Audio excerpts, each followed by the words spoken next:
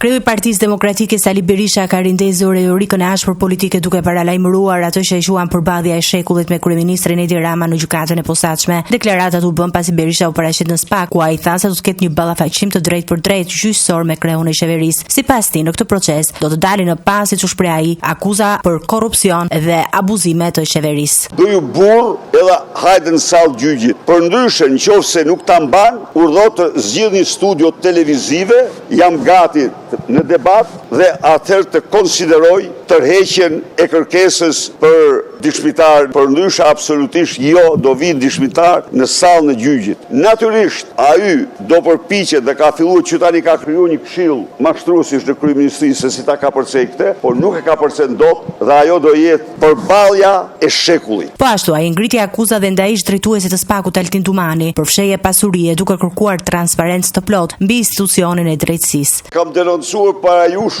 Altinin me 4 banesa. Edhe ky në punësi shtetit me një rrogë dhe rrogën e zonjës arrin të bëhet me 4 banesa. Ju garantoj se kur me rrogë të shtetit nuk mund të blesh në 30 vite më shumë se një garsonjera apo të themi një dhomë i guzhin. Jo, kjo rrogë merrni shifni, bëni hesapet kaqësh. Në vijim të deklaratës së tij, kreu demokrat theksoi se opozita duhet vijojë protestat mbar kombëtare kundër qeverisë, duke paralajmëruar për shkallëzim të aksionit politik deri, siç u shpreh, në largimin e qeverisë aktuale.